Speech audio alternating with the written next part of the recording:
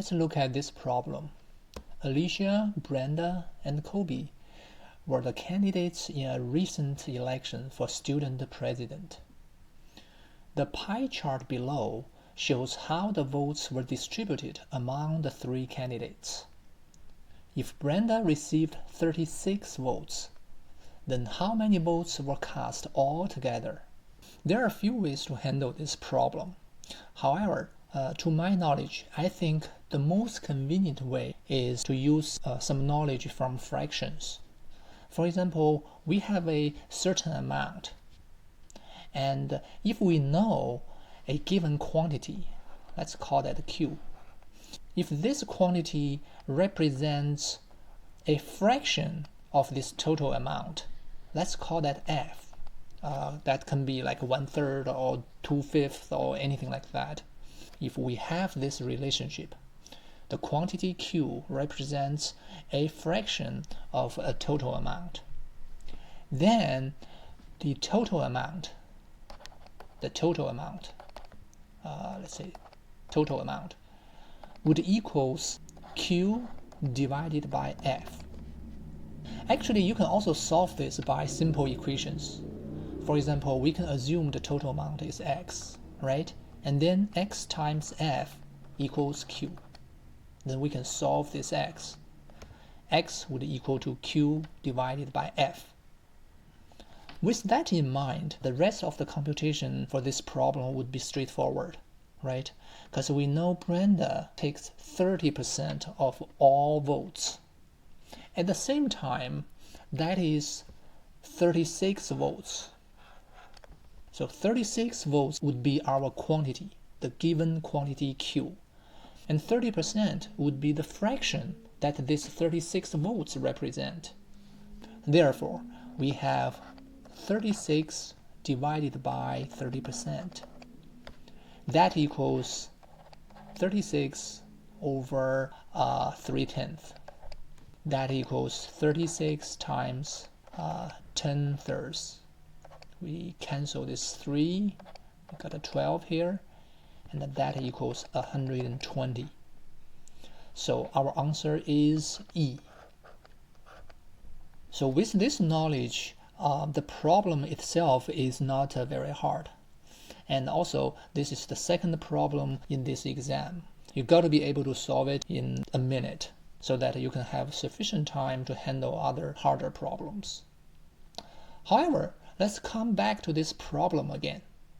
If we modify this problem slightly, we can make it somehow more interesting.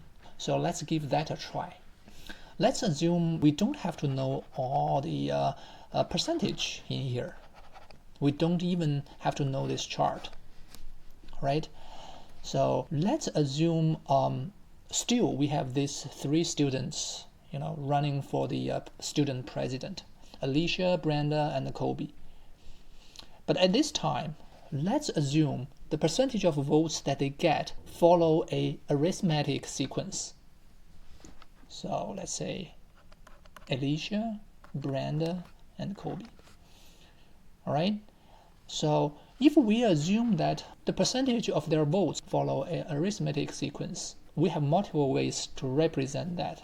You can say something, let's say this is X, and X plus A, and X plus 2A, right? But my favorite way to represent that is we assume the middle number X, and assume this one is X minus A and X plus A. All right, and let's add one more piece of information to this problem. Let's assume that Kobe, the student who gets the most vote, actually get 40% more votes than Alicia. So let's put it here. C gets 40% more votes than Alicia. And then the rest of the problem is the same as the original one. So still we have Brenda. If we know Brenda received 36 votes, then how many votes were cast altogether? All right, so that's our modified problem. How to solve this? Let's convert all the relationships from words to mathematical formula. We already know that this is our way to represent the arithmetic sequence. And as to this, C gets 40% more votes than A. We can do this. X plus A equals 1.4 times X minus A. Right? This is 40% more than what Alicia got. So that's 1.4, or in other words, 140%. Okay, so let's expand the right-hand side. X plus A equals 1.4x minus 1.4a, and we can solve this. So that's 0.4x equals 2.4a, and x equals 6a. So here x, that's 6a. Therefore, let me change the color. Therefore, we know that the percentage of votes that B got is 6a in terms of this arithmetic progression, right?